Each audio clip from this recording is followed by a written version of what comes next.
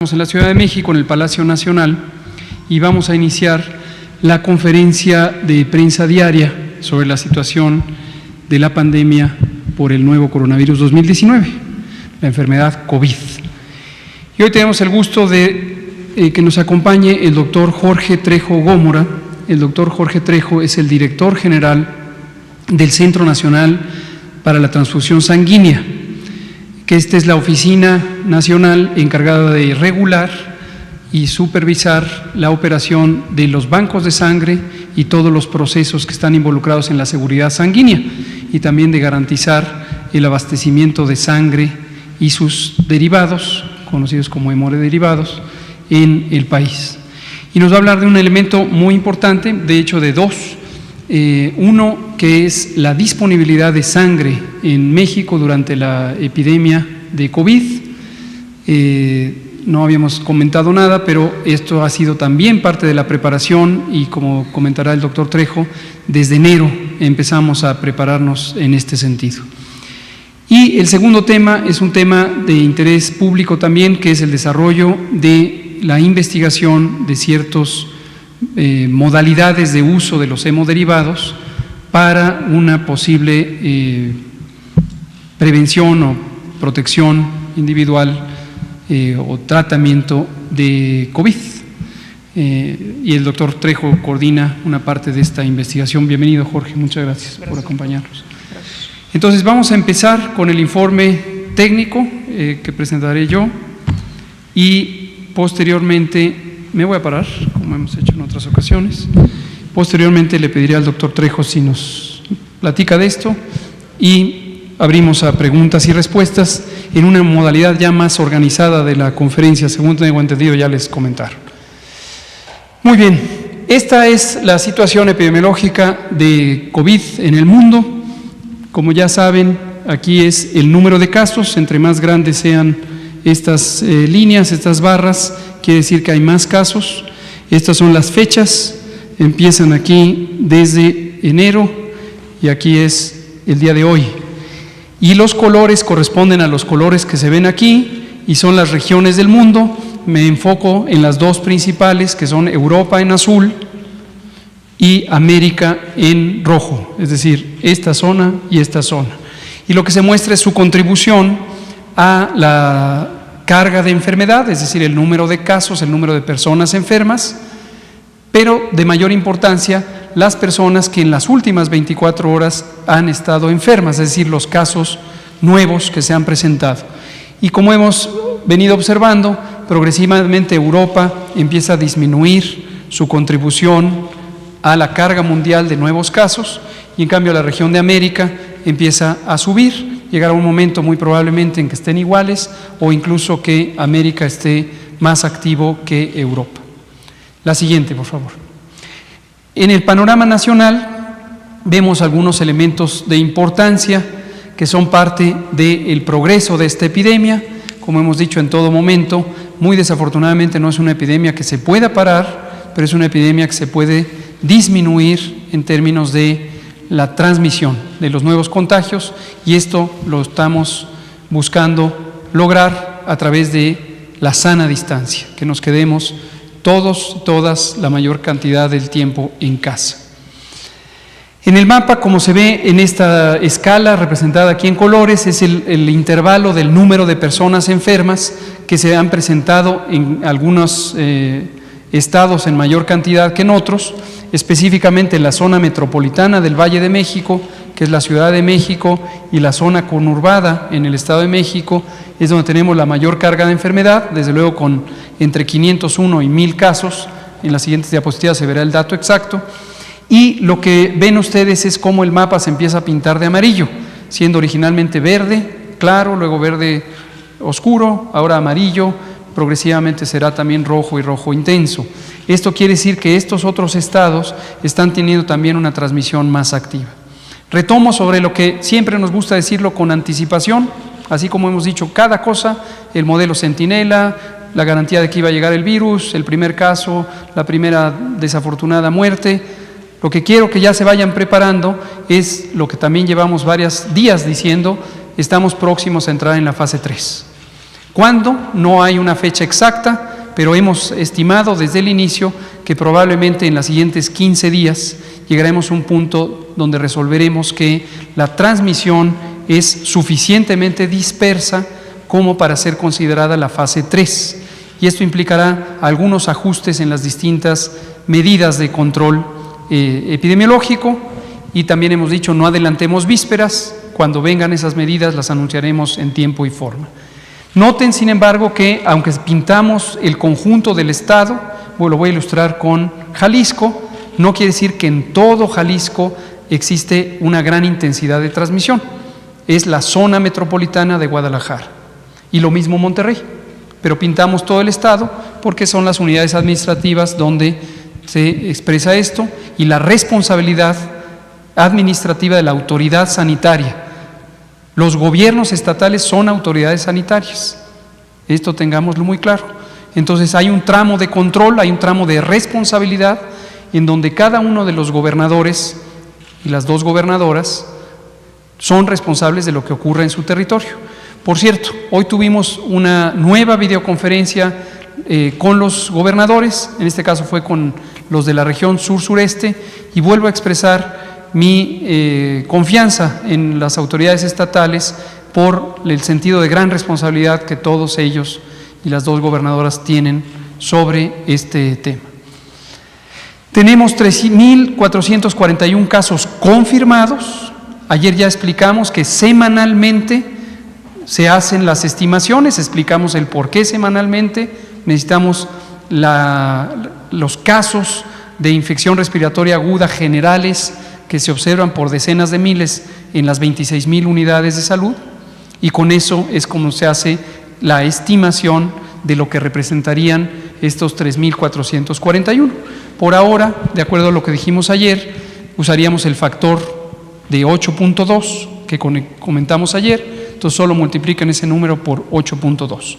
La siguiente semana, de acuerdo a la intensidad de la transmisión y los distintos componentes que explicamos ayer, en particular el porcentaje de confirmación de COVID, es decir, la proporción de personas con el síndrome, con las características clínicas de la enfermedad que salen positivos a COVID, eso nos puede llevar a ajustes, generalmente hacia arriba, sobre la cantidad de casos estimados. Esto es todo lo que se ve en la diapositiva. También se ve lo que siempre es muy, muy desafortunado, que son las muertes que ocurren por COVID. Y aquí quiero compartir una noticia triste, que es la muerte de 2 mujeres embarazadas. Una de ellas son nuestros primeros 2 casos de muerte en embarazadas. Una falleció desafortunadamente después de que nació su hijo por cesárea. El hijo está bien, tuvo un periodo corto de insuficiencia respiratoria, está todavía en condición delicada, esperamos que se recupere, pero ella desafortunadamente falleció. Y la otra mujer también falleció recientemente, y aquí lo que nos ilustra es lo que hemos estado diciendo, cómo las mujeres embarazadas son susceptibles a estas infecciones por virus. Y aquí les recuerdo algo que quizá algunos de ustedes se acuerdan. En 2009 la mortalidad materna se vio importantemente afectada, al grado que la mortalidad asociada con neumonía se convirtió en algún momento en la segunda causa de muerte materna, siendo habitualmente la causa número 12 o 13. Y la influenza, la epidemia de influenza de 2009 fue la que convirtió a esta enfermedad, la influenza, en la segunda causa de muerte materna. Entonces, el mensaje es, hay que tener mucho cuidado también con las mujeres embarazadas, para considerarlas siempre poblaciones muy susceptibles, personas muy susceptibles a complicarse. Aquí además, en estos 2 casos, en una de ellas, ella padecía hipertensión arterial y obesidad mórbida, y la otra tenía también obesidad mórbida y diabetes gestacional. La diabetes gestacional es esta alteración del metabolismo del azúcar que ocurre durante el embarazo, y tenía por lo tanto diabetes durante el periodo del embarazo. Descansen en paz, es muy lamentable, pero sí queremos comunicarlo porque son las 2 primeras muertes en mujeres embarazadas. La siguiente, por favor. Aquí vemos la intensidad de la transmisión representada por la incidencia. La incidencia es el número de personas con enfermedad, considerando la población que existe en cada entidad federativa. Y lo que nos permite es entender o hacer comparables los números de casos, que obviamente son más, es un mayor número donde hay más población, pero cuando lo dividimos por el tamaño de la población es comparable lo que pasa en un estado con el otro, de modo que las diferencias de la incidencia que están aquí representadas en esta línea naranja comparan en condiciones iguales a estados que tienen tamaños de población diferentes, como pongamos los 2 primeros, Ciudad de México y Quintana Roo, tienen poblaciones muy diferentes y por lo tanto tienen diferencias grandes en el número de casos, pero en cambio su diferencia de la incidencia no es tan notable, 10 contra 9.23 y así sucesivamente. La siguiente. Esta es la distribución por edad de estas mismas personas enfermas, 3.441, y aquí quiero hacer notar 2 cosas. La primera, recibimos un comentario que aprecio mucho del ingeniero Duque, que nos comentó una cosa que me parece digna de reflexión, y mañana vamos a tener una adaptación a este informe para desglosar, desagregar a las personas adultas mayores de 65 años. Al agruparlas se pierde claridad sobre la diferencia del riesgo que tenemos de, desde luego, desenlaces fatales que puede ocurrir en las distintas edades, y conocemos por la evidencia científica proveniente de lo que ha ocurrido en otros países que a partir de los 60 años hay un cambio importante cada década más o menos, o cada 5 años. Entonces, gracias por el comentario, ingeniero, y vamos a hacer esta desagregación. Además, nos comentaba él, y creo que tiene toda la razón, que la dinámica social y económica que representan los adultos mayores no se puede agrupar de esta manera porque son edades en donde hay cambios importantes respecto al papel que juegan en la sociedad. Entonces, apreciamos mucho ese comentario, mañana tendremos otro informe. Lo segundo es esto, síganle la pista, lo advertí ayer, lo advertí días antes. Originalmente teníamos 20% de las personas registradas, de las confirmadas, que eran hospitalizadas y 80% que eran ambulatorias. Esta proporción va a ir creciendo y lo que significa es lo que hemos dicho: las personas ambulatorias, las personas que se tratan en su casa, ya no van a estar tan claramente representadas aquí. Sí lo van a estar en las estimaciones, pero lo van a estar menos aquí, y en cambio las personas directamente identificadas van a estar sobre representadas aquí. La siguiente. Esta es la distribución de las personas que están en tratamiento ambulatorio, que están estables, graves y que están también intubadas, y aquí les recuerdo que esto es de los que suman 3.441, es decir, no quiere decir que en este momento, hoy 9 de abril, esta es la situación, sino es la manera en que se ha distribuido en términos de ambulatorio, hospitalizado, hospitalizado grave e intubado a lo largo de todo el periodo epidémico que en México empezó el 28 de febrero. La siguiente. La distribución de edad no ha tenido cambios tan importantes. Vuelvo al comentario que la propuesta que nos hicieron, y esto lo vamos a desagregar también para dar una mejor representación de esto. La distribución tanto de sexo como de grupos de edad es más o menos la esperada. Ya nos ha llamado a todos la atención, tanto en términos técnicos como ustedes como comunicadoras, que México tiene una sobrerepresentación de la mortalidad en edades más jóvenes, y la explicación más probable es que es la inmensa carga de enfermedades crónicas que tiene nuestro país: diabetes, y bueno, también hipertensión, sobrepeso, obesidad. La siguiente. Las causas aquí están precisamente: hipertensión, diabetes, obesidad, tabaquismo, etcétera, etcétera, son las mismas. La siguiente. 2 medidas de la consecuencia de la pérdida de la vida. Una es la tasa de letalidad, esto es el número de personas que desafortunadamente pierden la vida por COVID, divididas entre la cantidad de personas que tienen COVID. Y es una medida de la gravedad de la enfermedad, cómo se comporta la gravedad de la enfermedad en nuestro país y de manera específica por entidades federativas. Sin embargo, aquí quiero hacer un señalamiento que ya había hecho, pero es un recordatorio. Cuando tenemos un estado con tan poquitos eventos, en este caso defunciones, y tenemos una letalidad tan alta, lo más probable es que hay una serie de datos que aún faltan por registrar, porque no habría una razón, dado un estado que tiene una buena calidad y acceso de servicio de salud, que por el momento no están saturados los servicios, que tenga este exceso de letalidad. Entonces estaremos revisando esa situación con las entidades federativas, con todas, pero la usé como ejemplo la primera o la segunda. La siguiente. La tasa de mortalidad, a diferencia de la letalidad, lo que representa es el número de personas que desafortunadamente han perdido la vida comparados con la población existente en cada uno de los estados, independientemente de que solo una pequeña proporción tienen COVID. Es decir, todo el resto están saludables y hasta el momento no han tenido enfermedad. ¿Qué nos indica, a diferencia de la letalidad? Lo que nos indica es la importancia de COVID como causa de muerte en las entidades federativas y en el país en su conjunto, que es ese, 0.15 por cada 100,000 habitantes. Y la podemos comparar de uno a otro y obviamente lo que nos permite es una comparación justa o equilibrada entre entidades federativas que tienen tamaños de población muy diferentes. La penúltima, esta es la última, perfecto, pues este es el informe técnico.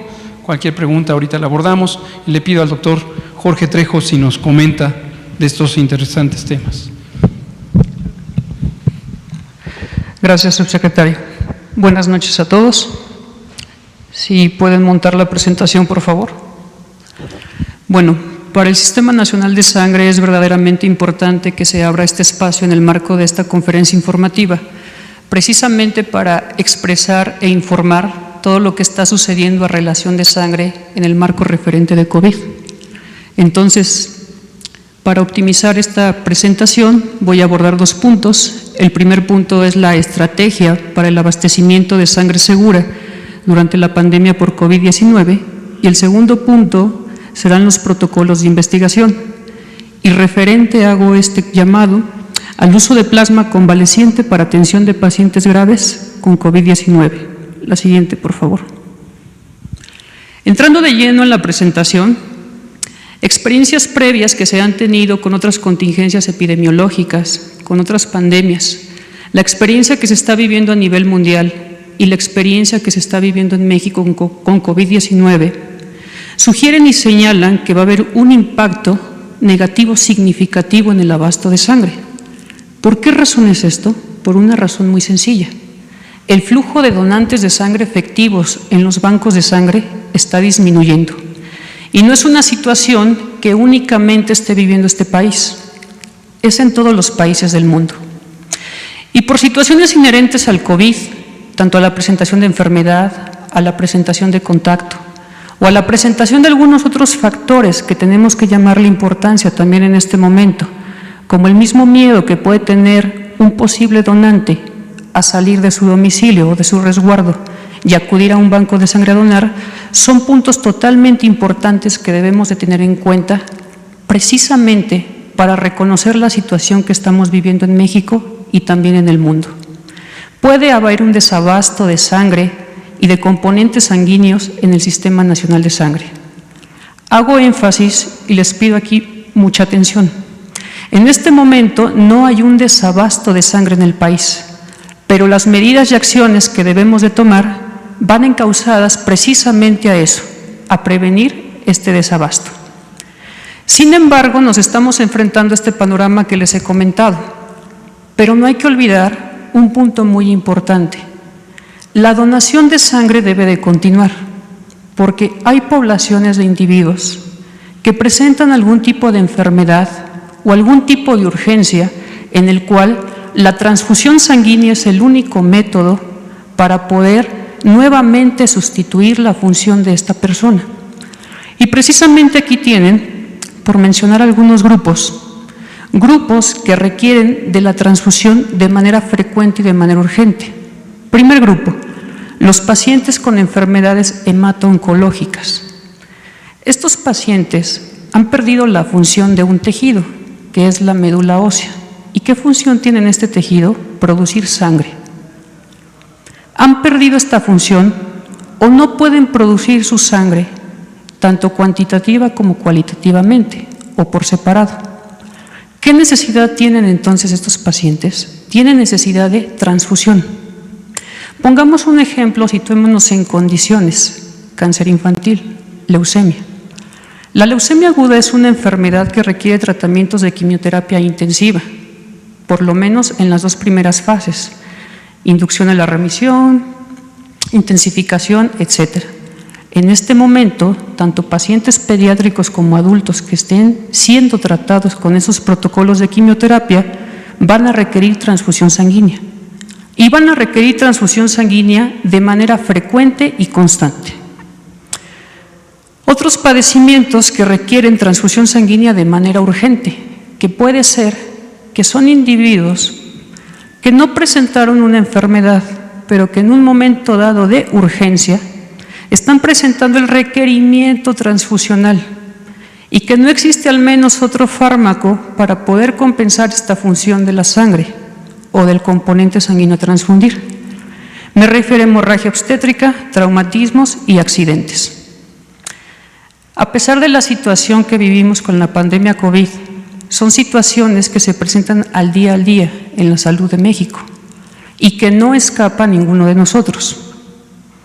Punto importante también, el punto número 4 que ven ustedes: transfusión de componentes sanguíneos de vida media corta. ¿Qué es esto? Los voy a poner en contexto. Cuando se dona sangre y se recolecta sangre, podemos obtener al menos 3 diferentes componentes sanguíneos. El primero son los glóbulos rojos, llamado concentrado eritrocitario. El segundo es el plasma y el tercero son las plaquetas. Los 2 primeros tienen una característica, que su vida media los hace poderse prolongar un poco más que el último que he mencionado, que son las plaquetas. ¿Cuánto es la vida media de las plaquetas cuando han sido extraídas o recolectadas de la sangre? 5 días. Y ahora pongan en cuenta que los pacientes con algún requerimiento en quimioterapia requieren plaquetas de manera constante.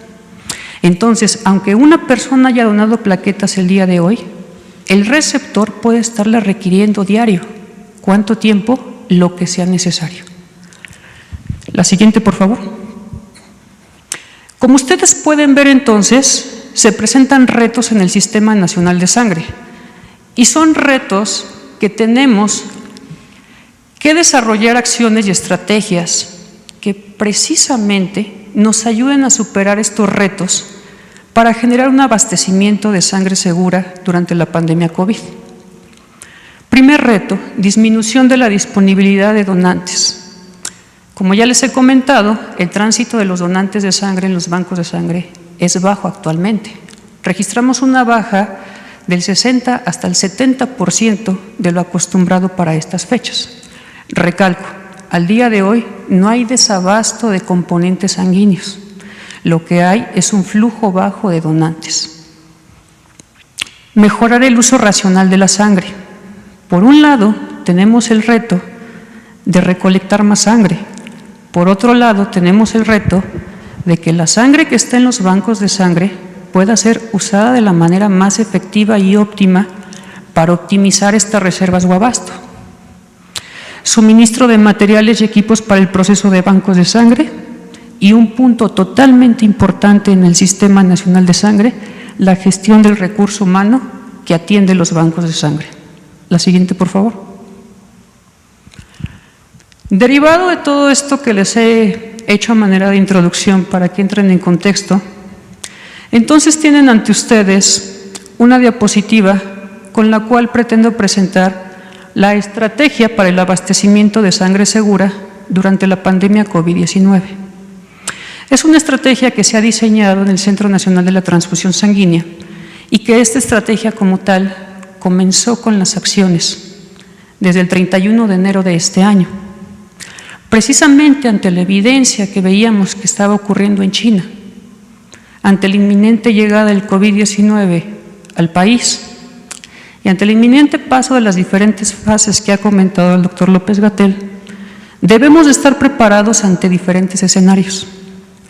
¿Cuál es el objetivo de esta estrategia para el abastecimiento de sangre segura? Establecer un plan nacional de trabajo que oriente a la toma de decisiones para la implementación de medidas eficaces que garanticen el abastecimiento de componentes sanguíneos a toda la red nacional de sangre, mediante lineamientos aplicables de manera nacional durante la pandemia COVID-19. Y derivado de este punto tenemos 4 objetivos específicos para seguir y para poder cumplir durante esta pandemia. Número 1, optimizar la reserva de componentes sanguíneos almacenados. Número 2, dar continuidad a los servicios de sangre. Número 3, garantizar la seguridad del donante y del personal de banco de sangre. Y número 4, evitar la propagación de SARS-CoV-2 en la cadena transfusional. Estos objetivos específicos, para que puedan ser cumplidos, se acompañan de 10 estrategias que ustedes ven enmarcadas. Y son 10 estrategias que se han presentado, como les he dicho, y se han empezado a accionar y han comenzado a accionarse desde el 31 de enero de este año. Y tenemos la comunicación constante con todo el sector salud y con todos los bancos de sangre de la Red Nacional de Sangre, precisamente para poder difundir esas estrategias y ver la manera en la cual las están llevando a cabo. Hago referencia a un punto importante que aparece en la parte de abajo y dice Comité de Medicina Transfusional. Y si se dan cuenta, esta línea estratégica abarca nuestros 4 objetivos específicos. ¿Por qué razón? El Comité de Medicina Transfusional es nuestra unidad de visión que tenemos en cada hospital y es la unidad que nos hace saber a nosotros, nivel central, cómo se está llevando a cabo el sistema de sangre dentro de un hospital. Es el comité encargado de podernos advertir de efectos de la transfusión, efectos en el donante y de algunas otras situaciones de interés dentro del hospital. Y este punto es de referencia muy importante porque es una coparticipación. Esta estrategia fue compartida a toda la Red Nacional de Bancos de Sangre en colaboración conjunta con la COFEPRIS y con el Consejo Nacional de Salud en el mes de marzo. Y pueden ver otras estrategias que alinean a los 4 objetivos específicos y todas las estrategias alineadas a lo emitido por la Secretaría de Salud. Pero quiero que centren su atención en esta estrategia central que dice Sistema Call Center Nacional, Estatal e Institucional. La siguiente, por favor. Esta estrategia, ¿qué significa? Esta estrategia significa que queremos garantizar un flujo de donantes efectivos en los bancos de sangre. Probablemente muchos de ustedes que han donado sangre, ya sea por reposición o por manera voluntaria, tienen en la mente la imagen de un banco de sangre, en el cual es una fila, son personas dentro, y es un proceso que en algunos lugares puede ser más rápido que en otros. Pero en este momento hago el llamado a esta estrategia, al sistema de línea telefónica que ya está ubicado en el Centro Nacional de Transfusión Sanguínea, porque queremos acompañar en todo momento al donante en su proceso de donación. Y queremos estar alineados con una estrategia clara y específica que se llama sana distancia. ¿De qué consta esta estrategia que les estoy comentando? Pueden ver ustedes números telefónicos, y son los números telefónicos que estarán disponibles en el Centro Nacional de la Transfusión Sanguínea y serán atendidos por personal de trabajo social. El personal de trabajo social capacitado en temas de donación voluntaria altruista y capacitado en los temas de donación con la referencia COVID-19. ¿A qué estamos cambiando o a qué estamos girando con esto? Un flujo continuo efectivo de donantes. Llama el potencial donador a esta línea telefónica, se le atiende. ¿Qué productos puede obtener? ¿Qué es lo que puede obtener de esta llamada? Información que aclare dudas referente a los requisitos de donación. Información que aclare dudas en qué momento puede donar.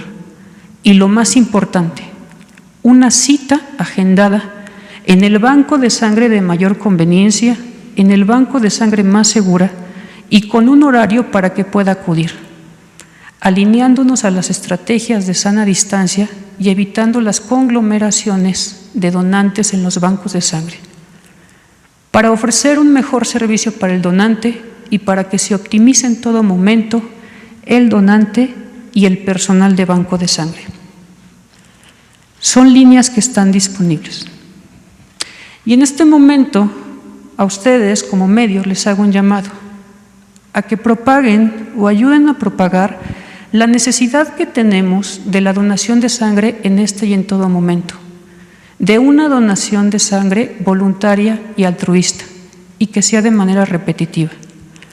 He expresado en una manera general o de una manera gruesa las necesidades que existen en COVID-19, pero estas necesidades transfusionales van a seguir más allá de COVID-19.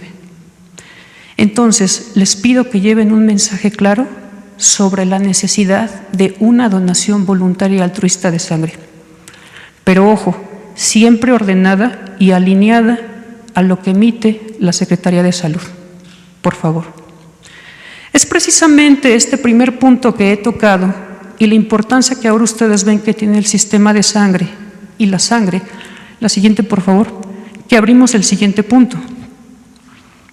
El punto que se los hacía de referencia en la segunda diapositiva como segundo punto del programa. Uso de plasma convaleciente para atención de pacientes graves con COVID-19. Y es un tema en el cual también entra de la competencia el sistema de sangre. ¿Por qué? Porque el plasma se obtiene a través de la sangre, es un componente de la sangre. Pero centren su atención en este enunciado.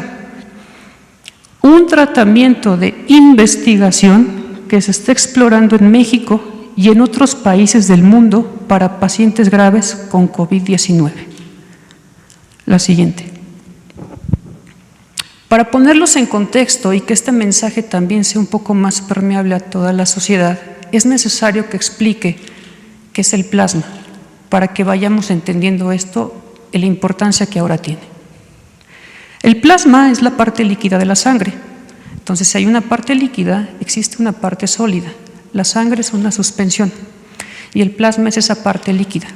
Y esa parte líquida contiene muchos elementos. Dentro de esos elementos que contiene anticuerpos.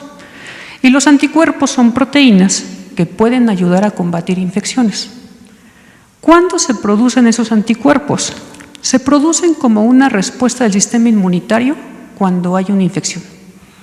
Esto es de manera normal y se presenta en todas las personas, a excepción de que tenga un padecimiento de base, ya sea adquirido o congénito, que le impida esto.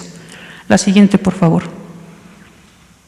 Derivado de esto, entonces, vamos a atender el tema que este día es de importancia o de relevancia.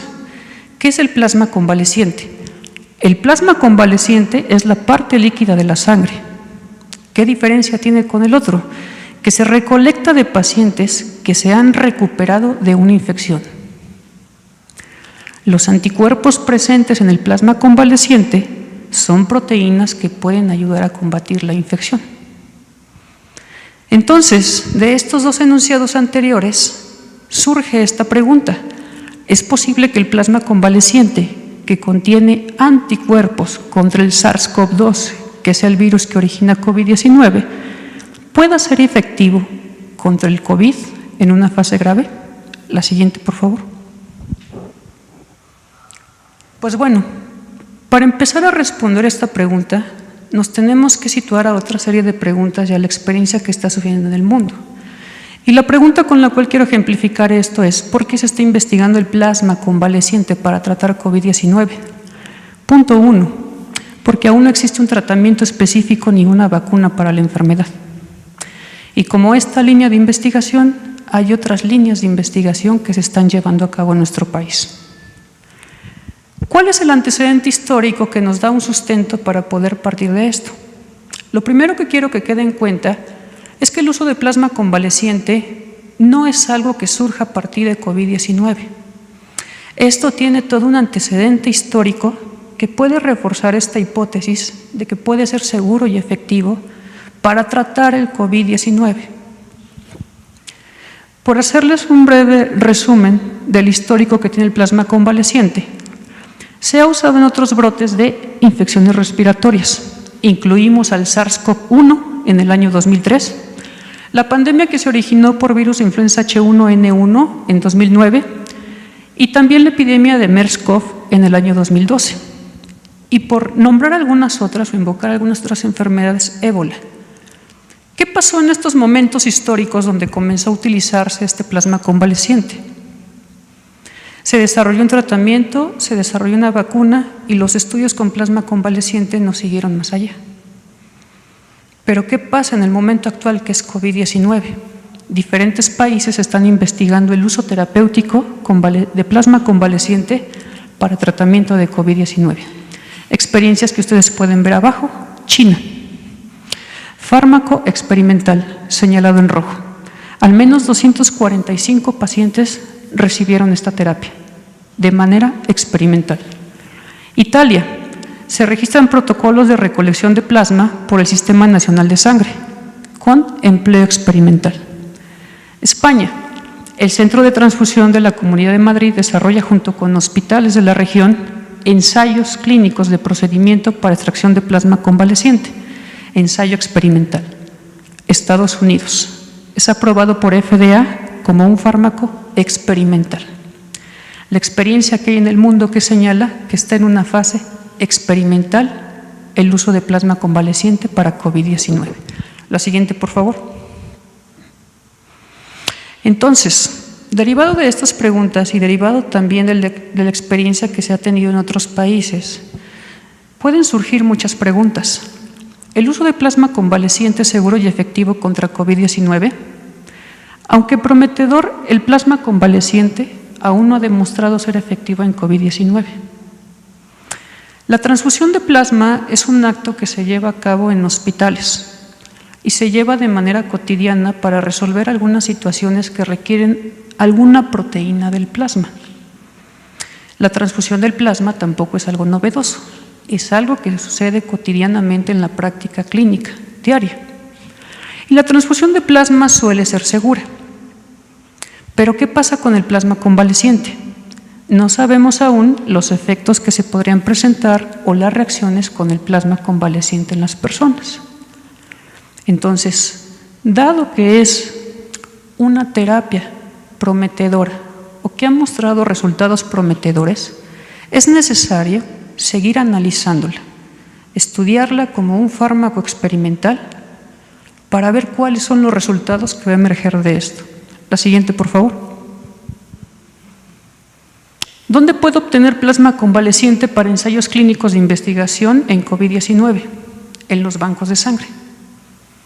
Todos los estados de México, todas las entidades federativas cuentan con una tecnología que se llama, un método de obtención de plasma que es a base de plasmaféresis. ¿Qué significa esto?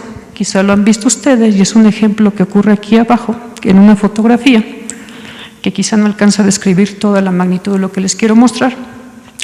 Pero a un paciente entra donación y en vez de que sea la donación habitual, donde se punciona una vena y ustedes ven una bolsa que se está llenando de sangre mientras se está agitando, al donante de aféresis entra una máquina que se llama máquina de aféresis.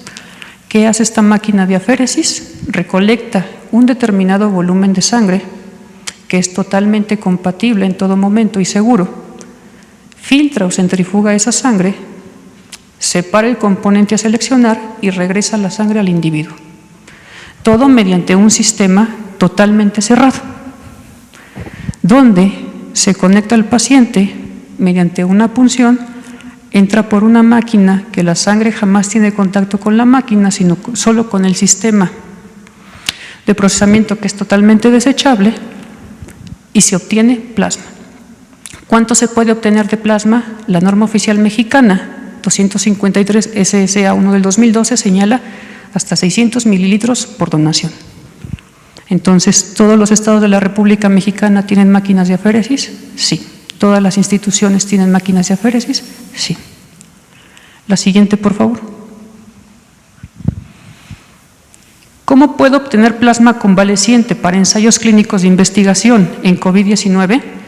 Se debe de seguir un orden, una regla y una alineación, precisamente para que todo el conocimiento que se está generando respecto a este tema pueda ser conocimiento para el mayor uso y para el mayor bien. Los centros de investigación y bancos de sangre interesados deberán generar un ensayo clínico de investigación. Este ensayo clínico, también llamado protocolo, siempre deberá contar con la carta de aprobación por el Comité de Ética y la carta de Comité de Bioseguridad. Tercer punto. El protocolo deberá ser registrado y autorizado por la Comisión de Autorización Sanitaria de la Comisión Federal para Protección contra Riesgos Sanitarios, COFEPRIS. Y cuarto punto. El centro de investigación o banco de sangre que desee introducir este protocolo deberá dar aviso al Centro Nacional de la Transfusión Sanguínea sobre este protocolo. Toda esta información está disponible en la página del Centro Nacional de la Transfusión Sanguínea. La siguiente, por favor. Actualidad en México, ensayos de investigación que se están llevando, referentes al uso de plasma convaleciente. Secretaría de Salud, a través de la Comisión Coordinadora de Institutos Nacionales y Hospitales de Alta Especialidad, dirigido por el doctor Gustavo Reyes Terán, ha conformado un grupo liderado por el doctor Juan Sierra que atiende el tema de plasma convaleciente. ¿En qué fase está? En el diseño de protocolo para posteriormente llevarlo a la autorización de los comités de ética y bioseguridad y los siguientes pasos que les he comentado. Instituto Mexicano del Seguro Social. Como el director médico del Instituto Mexicano del Seguro Social ya lo había comentado en sesiones previas, el IMSS estaba generando ya estos protocolos. ¿En qué fase de protocolo va el IMSS? El IMSS ya ha tenido la autorización de bioética, de bioseguridad y comienza recolección de plasma a partir del lunes de la próxima semana. Hospitales universitarios ya con experiencia de recolección de plasma en casos aislados y también trabajando de la mano directamente con la CINSAI para la generación de protocolos. Como se pueden dar cuenta, el tema de sangre se involucra en lo referente a COVID-19 y tenemos 2 puntos de impacto y 2 puntos que es mi afán informarles. Gracias. Muchas gracias, doctor Jorge Trejo Gómora, director general del Centro Nacional de Transfusión Sanguínea. Héctor, estaba usted pendiente desde ayer. Héctor Herrera, de Grupo Fórmula. Pues ayer parece que causó revuelo esta cifra, la estimación que usted daba en torno a la presencia del COVID-19, tanto que hoy mereció, pues no sé si una reconsideración del secretario Alcocer, y creo que ha dado también argumentos a aquellos quienes aseguran que se está jugando con las cifras. ¿Qué reflexión le merece esto? Y lo otro, doctor, es que no es una pregunta, es una queja extendida de trabajadores del IMSS, del ISSSTE, de otros hospitales, quienes aseguran que hasta hoy no les ha llegado equipo, siguen trabajando en condiciones pues negativas, particularmente la Clínica 72 del Seguro Social, donde los trabajadores aseguran que sí, efectivamente hubo un brote en la clínica, contradiciendo de hecho al director Robledo. Es todo. Muchas gracias. Sobre los equipos de protección personal, les comento, lo hemos estado actualizando, que esperábamos la llegada del vuelo, el primero de varios que va a haber desde China. Este vuelo llegó en la noche de ayer, o sea, no esta noche, sino la previa. Llegó con un cargamento muy extenso de equipos de protección personal, fundamentalmente guantes, caretas y algunos otros equipos. Lo explicó el canciller Marcelo Ebrard esta mañana, y estos equipos ya están empezando su distribución, entonces pensamos que no va a tardar mucho en que lleguen.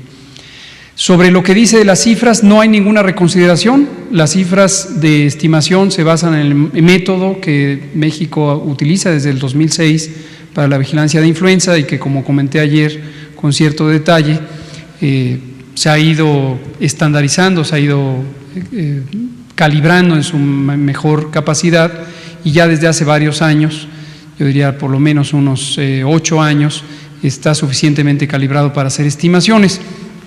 las expliqué ayer, desde luego podemos volver a dedicar otra sesión a mayores detalles, y lo que representa es, tal como lo comenté también ayer y como lo habíamos advertido desde enero, llegada a la fase 2, utilizaríamos este método por una razón muy simple.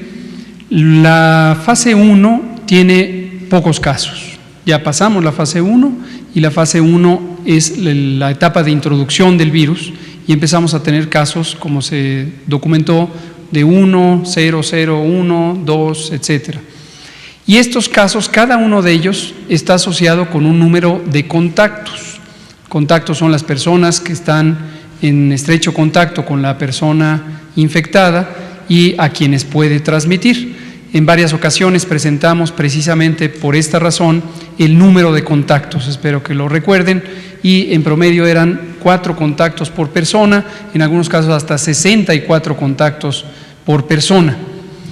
Llegado el punto, si empezamos a tener más y más casos y los multiplicamos además por sus contactos, esta medida que corresponde a la contención centrada en personas empieza a perder utilidad porque no es factible estar siguiendo a tantas personas, sobre todo cuando el proceso de aislamiento es tan largo, 14 días. Y entonces la medida necesita ser reemplazada con un proceso de sobreposición por las medidas masivas de mitigación comunitaria. Estas medidas, espero recordarán aquella tablita que poníamos con los colores verde, amarillo y naranja para representar las distintas fases. Una vez que entramos a la fase 2, decidimos poner estas medidas de mitigación comunitaria. Es la Jornada Nacional de Sana Distancia, que se extiende hasta el 30 de abril y que lleva a que millones de personas a un tiempo estén lejos unas de otras y entonces se disminuya la tasa de contagios. El método de vigilancia más apropiado para estos fenómenos extensivos, donde hablamos de cantidades grandes de personas que no pueden ser seguidas de manera individual, son precisamente los métodos Sentinel. Entonces no hay ningún cambio de postura, es exactamente lo que expliqué ayer. Usted. Muchas gracias, doctor. Buenas noches, Bianca Aguirre de Notimex TV. Preguntarles sobre el caso de los 17 militares infectados de la Sedena. Se habla de que hay pilotos, hay personal de inteligencia, comandantes e incluso gente del Estado Mayor. Y también preguntarle otra cosa. Hoy la jefa de gobierno, Claudia Sheinbaum, pues llama a los capitalinos a usar cubrebocas. ¿Usted qué dice ante esto? Gracias. Muy bien. Sobre el primero no tengo datos suficientes como para comentarlo, pero los recabamos y los comentamos. Sobre lo segundo, no solo la doctora Sheinbaum, también el gobernador Alfredo del Mazo ayer hizo un pronunciamiento semejante y lo habíamos comentado con tanto él como ella para que eso ocurriera.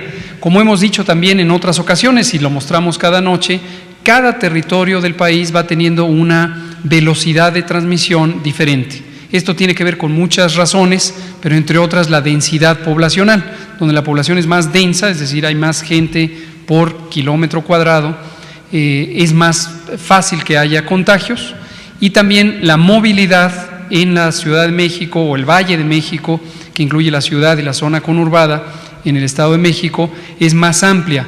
Les mostré hace un par de días las estadísticas que la propia ciudad colecta, donde se ha reducido en un 60 o 65% promedio la movilidad tanto en transporte público como en transporte particular, pero de todos modos la intensidad de la movilidad es bastante más grande que en otras regiones del país. Conociendo eso, desde hace ya casi 4 semanas definimos concertadamente que la zona del Valle de México tuviera su propio comando operativo de coordinación y que previsiblemente iba a estar más adelante que el resto del país en ciertas medidas. Ahora, finalmente, sobre el cubrebocas, el uso comunitario del cubrebocas, la evidencia científica sigue siendo ambivalente, ambigua. Hay algunas documentación científica reciente que sugiere que el cubrebocas podría ser una medida efectiva. Definitivamente lo es para quien tiene la enfermedad y no queremos que la propague. Para quien no tiene la enfermedad y quiere protegerse, no es una medida que sea suficientemente útil. Esto que quede claro. Esto lo digo en particular porque no quisiera que las personas que sienten que están protegidas por tener un cubrebocas, aquí vemos a 3 compañeros periodistas con esto, sientan que están protegidos. Desafortunadamente no es el caso. ¿Por qué razón? Porque el virus también entra por los ojos y además porque el uso no continuo del cubrebocas acalora y ya me lo quité, ya me lo bajé de gargantilla, etcétera, hace que no se logre el efecto protector que potencialmente tendría. Entonces, no nos oponemos a que se use, se podría decir que ante la inexperiencia mundial con una enfermedad nueva, emergente, pues está buscando toda clase de posibilidades. En este momento tenemos, de hecho, 2 agencias internacionales, una de Estados Unidos, los Centros de Control de Enfermedades, que la ha recomendado para su país, una recomendación, yo diría, suave, no es una recomendación enérgica, y a las pocas días la Organización Mundial de la Salud fue más reservada y dijo no hay evidencia suficiente de que esta sea una medida. Entonces, no pasa nada con que se use, tampoco va a hacer daño y donde tenemos la mayor intensidad de transmisión, pues adelante que se use. Ahora vámonos de este lado con usted y luego con la compañera. Nos quedan 7 minutos, me dice. Gracias. Edmundo Morelos, de SDP Noticias. Sobre los protocolos que presentaron esta semana, quiero preguntarle en específico el que tiene que ver con Cerezos, saber si se están contemplando liberaciones temporales o, por ejemplo, preliberaciones. Algunas organizaciones las están pidiendo e igualmente es una recomendación de la ONU. Le están tomando igual en cuenta algunos países. Quisiera saber si pues está para el caso de México en algún momento más adelante o se ha descartado. Eso en primer lugar. Y en segundo lugar, quisiera saber cómo se determina el alta de una persona recuperada. Esto se lo pregunto porque en algunos casos que se han atendido en el sistema privado hemos escuchado que les hacen hasta una tercera prueba, por ejemplo, para darles el alta. En otros países sudamericanos se habla de una segunda prueba, pero existe la idea de que es suficiente, por ejemplo, con los 14 días. Quisiera saber cuál es en específico para el caso mexicano en el servicio público. ¿Cómo no? Muy buena pregunta, muy importante. Conocemos que algunas personas han manifestado esta inquietud, personas que han padecido COVID en algunos hospitales públicos y que han dicho, es que no tienen dinero para hacerme la segunda prueba. Falso, aquí no se trata de falta de dinero, dinero tenemos, pruebas, por cierto, vamos a llegar hasta 250,000 pruebas que en forma continua se van a seguir adquiriendo y si se necesitan más se van a adquirir todas las que haga falta, que no quede duda al respecto. Y sobre esto no hay una regla fija ni de carácter general. Algunos pacientes llegan con cargas virales muy altas. Carga viral le llamamos en esta enfermedad a la concentración de partículas de virus en la muestra que se toma. ¿Esto cómo se identifica? Porque en la prueba de PCR, es una prueba que se llama PCR en tiempo real, la cantidad o la concentración del virus se mide por la cantidad de ciclos del proceso técnico de amplificación del material genético que se necesita para que se detecte la señal. Entre más ciclos se necesite, hay menos carga viral. Y entre menos ciclos se necesite, hay más carga viral. Entonces, sí se conoce de otras infecciones y se ha identificado también en el caso de COVID que cuando hay cargas virales altas, la duración de la carga viral en las secreciones respiratorias es más prolongada. Y entonces, como una medida adicional de seguridad, en esos casos se hace una segunda prueba, a veces hasta una tercera. Esto ocurre también en el medio público. Cuando las cargas virales son las promedio, ya se tiene bien identificado que la duración de la infectividad alcanza más o menos el día 10 o el día 12 y se extiende el periodo de aislamiento hasta el día 14. Respecto a la primera pregunta, no se considera como una medida de salud pública en este momento la preliberación. Hay un protocolo para prisiones federales que lo hemos compartido también con algunas entidades federativas aquí en la Ciudad de México que tienen los centros de reclusión más grandes, también han estado aplicando este tipo de medidas. Muchas gracias. La última pregunta. Nos quedan 2 minutos, ¿verdad? Gracias, doctor. Daniela Pastrana, de Pie de Página. Tengo 2 dudas. Una sobre el tema de las mujeres embarazadas. Justamente hoy publicábamos una nota o sea, hay miedo incluso en algunas mujeres que están embarazadas de acercarse a hospitales o no hay una cultura de tener como partos en casa. Entonces, quería preguntarle cuáles son los cuidados que debemos tener o los cuidados que se pueden tener con mujeres que están ya en un periodo alto de gestación y que tienen estos problemas, hipertensión, ¿qué es lo que tendrían que hacer o qué medidas podría tomarse para ellas? Y la otra relacionada con el tema de la sangre, si hay algún tipo de sangre específica que se requiera más, que se prevea que se necesite más, no sé, eso es un poco por la ignorancia de no saber cómo funciona esto de la sangre, si hay algo que necesariamente se pueda pensar que se quiere requerir más. ¿Cómo no? Jorge, ¿quieres contestar eso? Doctor, sí, claro. ¿Qué tipo de sangre se requiere más? Se requiere sangre.